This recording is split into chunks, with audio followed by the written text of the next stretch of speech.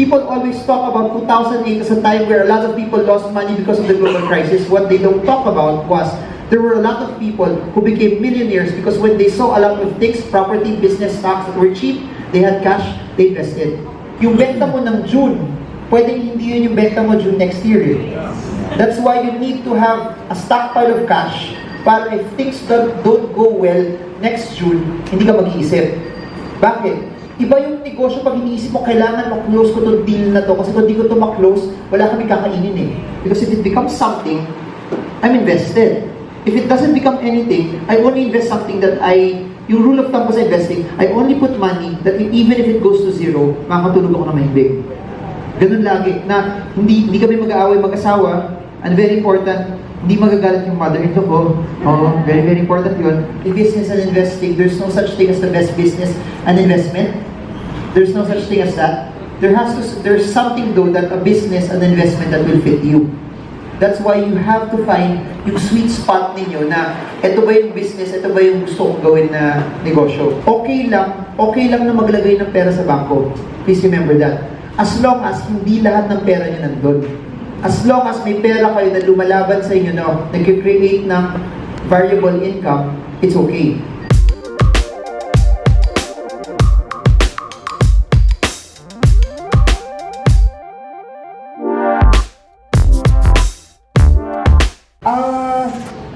Let's define what an investment is. It wasn't in the discussion kanina, but basically, an investment is you put in money and it will work hard for you.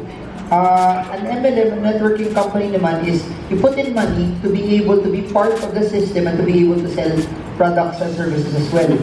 Yung thing about that is this. Para sa akin I consider MLM, as long as yung legit, there are ones kasi na medyo hindi mo sure na wala talaga silang binibenta. As long as the item that they're selling is something that's legit and may products and services that are okay, you have to remember this. The best way to answer that will be if you have the skill set for it, if you think that you are able to sell and market that product well. Kasi I don't think it's for, like any business, not every business is for everyone. So you have to find out na, am I the person who's willing to handle rejection? Because if you will enter that industry, you will get so much rejections as well. Are you okay to be able to handle that rejection? Number two, if you're selling something, regardless kung supplements yan, pampaputi yan, or any item yun, it must be something that you must love. Kasi if you don't love it and you don't use it, it will be hard for you to sell it as well. So my suggestion is this: if you're entering it just to earn money, don't do it. If you're entering it because you like it, and because you think that the product or the supplement is something that has helped you and you know it will help a lot of people, and then you can easily market and share it to other people, that you can also build something off of it, okay lang. So please remember also, in business and investing, there's no such thing as the best business and investment. There's no such thing as that. There's something though that a business and investment that will fit you. That's why you have to find yung sweet spot ninyo na ito ba yung business, ito ba yung gusto kong gawin na negosyo. So, best answer, kung magkano yung entrance to start it, check it. Is this an amount that I'm willing to part with? Kung hindi ako kumita dito, okay lang ba sa akin o hindi? If the answer is, kung hindi ako kumita dito, okay lang sa akin, start it, try it. Kasi you will never know until you actually try it. So, as long as, please remember, as long as the business is legit, it's earning off of products, should be fine.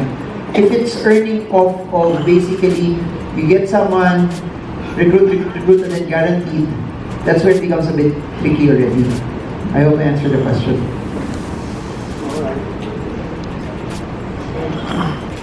Hello. So the next question is, how do you compute for an emergency fund? Most especially in hospital emergency case. That's very good. No? The answer to that is, it's very, very personal, depending on, especially pag hospital bills. Why? Yung taong may history ng diabetes sa pamilya nila, meron na siyang talagang track record na na-hospital siya dahil doon, versus someone na may clean bill of health, magkaiba yung emergency fund nila. kung may history kayo na lagi ka na hospital, you need to put in more dun sa paggastos mo sa hospital versus someone na hindi masyado. So, to compute for it, basically, iba rin.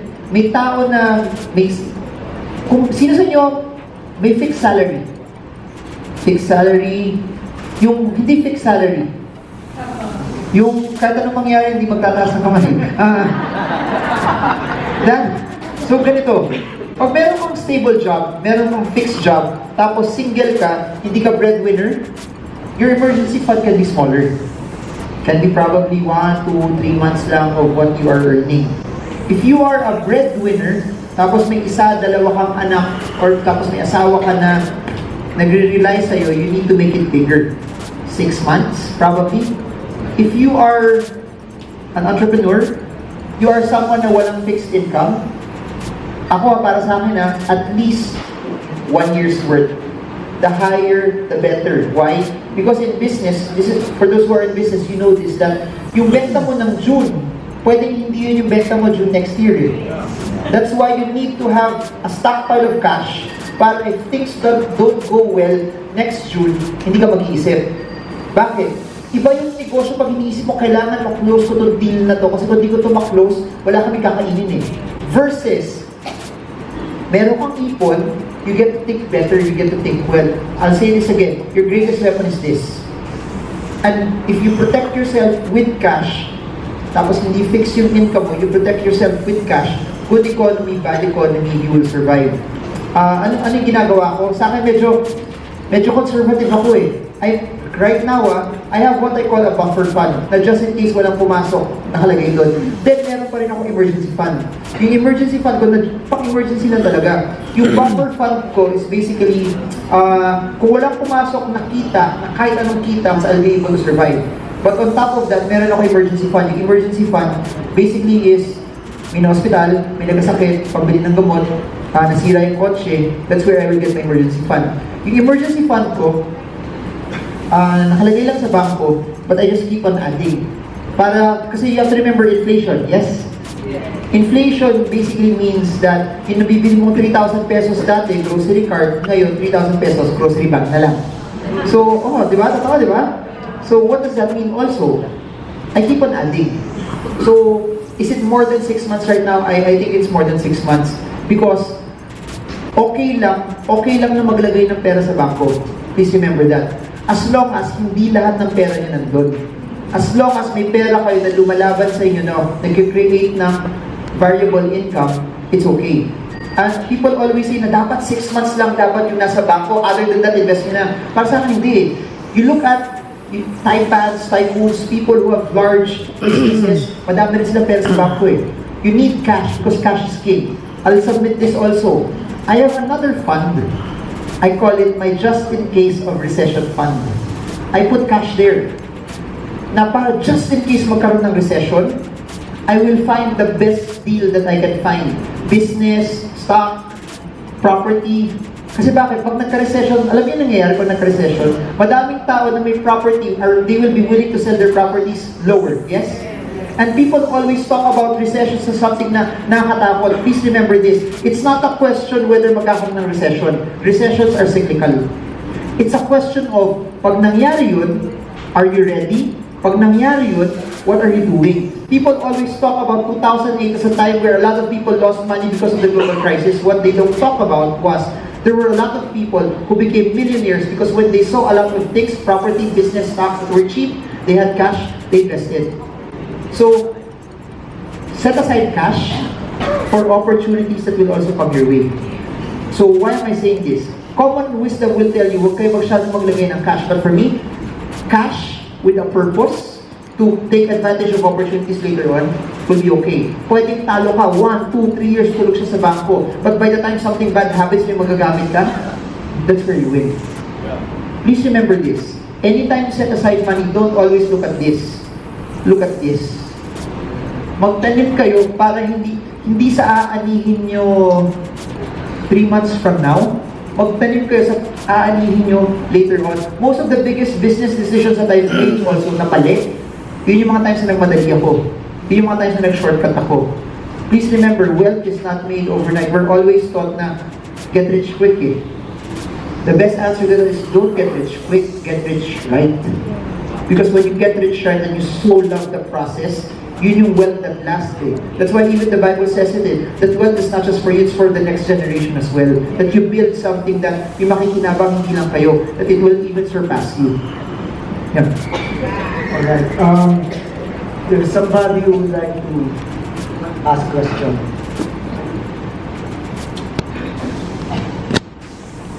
I think it's a follow-up question. No, actually, it's not a follow-up question. This is parang supplement lang doon sa sinabi ni Marvin. This is regarding medical or hospitalization fund. One venue that we could put also is invest in hospital stocks.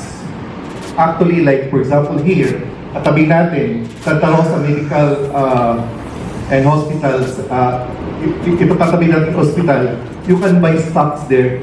The good thing is, if you buy stocks at that worth, I think it's about 350,000 per share right now, you have free board and lodging. I think, I don't know, significant discount on medical services and medicines. And in the future, kung kailangan mo ng pera, you can also just sell it at actually nag-appreciate pa. Anyway, for more information to others that are interested, you can talk to my wife. She sells the hospital stocks. Okay, Brother Francis? I do not know if you're familiar with Spencer Dinwiddie sa Brooklyn Nets player. Yes, yeah. Yung maybe you can shed a light on this. Kasi hindi ko rin siya na-tindihan yung planning niya na pumasok yung contract sa stocks. And ang follow-up ko doon is, meron bang ganun sa Philippines? I'm not familiar with what was the question again? Yung this one, sa Spencer Dinwiddie is planning to release a digital token for others to invest in his contract sa US, sa stock market. So meron bang ganun sa Philippines? Like, isang person na... Okay, I don't know the exact details of that, no, but that's not stocks, that's cryptocurrencies already. So you can buy a token na kung ano man, I don't know, I haven't seen it pero ano siya, it's another form of blockchain naman that yung underlying asset, kasi medyo complicated to explain blockchain, pwede kang maglagay ng kahit anong asset under it. So yung ginawa niyang underlying asset, I guess, was his contract. So I'm not too familiar with the details of it. Kung meron man ganun din sa Philippines, wala pa. Wala pa. If you're asking me if I invest in cryptocurrencies, I do. Yeah. Alright, so next question is, in the Philippines, what are the stocks that are doing good during a global crisis? Stock that you... Okay, that's a good, thank you for that wonderful question. There's so many angles to look at it, no?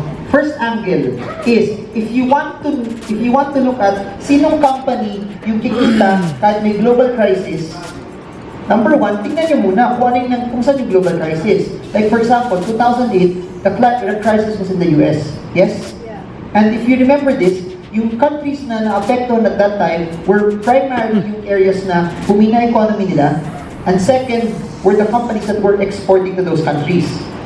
So, that being said, the Philippines, at that time of 2008, as a case study lang, hindi tayo kapareho ng ibang countries na nag-export kasi, as what I mentioned earlier, we're a consumption-driven economy. Meaning, as long as Filipinos will spend, the economy will thrive. Can you follow? So, bigyan ko kayo ng context na yun. Yung biggest storyline ng 2019 is, I'm sure you saw it in the news, China-USA trade war. Yes? But because of that, yung pinaka-naapektuhan sa Pilipinas naman, yung mga companies na nag-export sa China. Kasi bakit? I'll give you an example. iPhone, familiar? Samsung, yes? Saan ginagawa yung iPhone? China, not in the US, yes? But what people don't know is this. Napansin nyo ba dati, nung gumagamit kayo ng iPhone, pag tumawag kayo, pag linapit nyo yung phone sa tenga nyo, namamatay yung screen? Napansin nyo yun? Dati, walang ganun. Dati pag tumawag ka, nakabukas pa rin yung screen. But they created a technology na pag linapit mo, may sensor, mamamatay yung screen. Yung sensor na yun, sa Pilipinas ginagawa. Ini-export sa China. So what does that mean? Kung humina yung China because of the trade war, apektado rin tayo dito. That's why you will see stocks na connected sa export, IMI, Certec, companies that build chips that are set outside will get hit. So, to answer that question, you have to find out, ano yung recession, sino yung affected? Kasi iba-iba naman yung mga recession eh. One simple thing that I did, 2008, global recession sa States. Tanong ko sa sarili ko, yung Jollibee, 50 pesos nun, bumagsak to 35. Sabi ko, yung recession naman nasa States ah. Titigil ba yung Pilipino kumain ng Chicken Joy pag may recession sa States? Hindi. That's one question you can ask. Or another question you can ask yourself is this, titigil ba kayo magbayad ng Meralco? Titigil ba kayo magbayad ng tubig? There will be certain industries that will be unaffected. So yung kailangan nyo tignan, sino yung kumpanya na bumagsak lang yung presyo kasi nagpapanik yung mga tao? Tapos, apektado ba talaga yung negosyo nila? Kasi kung hindi apektado, yun yung dapat yung bibilhin. So, I hope I answered that question as well. Alright, so next question is, what are your thoughts on Bitcoin currency? My thoughts about Bitcoin is, the best way to answer it is this. Noong 1994, nag-internet na ba kayo? Email. Pero the use of internet noong 1994, was it widespread? Yes or no? No, why? Because it was in its early stages. Yes? Social media. Unang mga social media platform na lumabas, Friendster, familiar? Multiply. MySpace. Yes? But they were early. Why am I saying this? Cryptocurrencies right now, which Bitcoin is part of it, is on its early stages. It could either be two things. It could be the currency of the future, or it could be nothing at all. So, what do I know? I don't know where it will be 10 years from now. I don't know. But what I do know is this. People are using it. Some people are using it. Some people are not. So what do? I invest in it. Because if it becomes something, I'm invested. If it doesn't become anything, I only invest something that yung rule of thumb ko sa investing, I only put money that even if it goes to zero, makakatulog ako na mahimbing. Ganun lagi, na hindi kami mag-aaway mag-asawa, and very important, hindi magagalit yung mother-in-law ko. Oh, very, very important yun. So, there. To answer your question, do I know where will it be? I don't know. But what I do know is, I'm positioning in it, so just in case, a lot of people will use it in the future, and it will become widespread. I already have some. For those who don't know what Bitcoin is, to make it super simple, have you ever made a transaction using GCash? Have you ever made a transaction using PayPal? Habang ginagawa niyo yung transaction yun, nakikita niyo talaga yung pera? Hindi. Agree? Yun lang ang Bitcoin. Bitcoin is just electronic money. However, hindi na peso gamit nila. They created their own currency. So, paano nagka-transfer ka rin ng pera, pero hindi na peso yung gamit mo. Yun. I guess the biggest problem with it is it has to be accepted by governments everywhere. Kasi yung nangyayari na sa circumvent yung mga banks, sa circumvent yung mga tax regulations. So, I don't know. I don't know where it will it be. Pero ganun lang ako lagi. I try to put in a bit, just in case it becomes something, I'm invested in it. Do I suggest that for everyone? If it's your first investment, I don't suggest it. If yung ilalagay nyo doon, yung kita nyo, baka pwede. Pero if hindi pa kayo nag-business, or hindi pa kayo nag-real estate, or hindi pa kayo nag-stocks, or hindi pa kayo nag-bonds, or hindi pa kayo nag-mutual funds, probably, I suggest you take this more traditional investments first. Alright. Question lang ako. Okay lang. Sige lang. When did you enter into Bitcoin? Kasi I know it multiplied. Ano?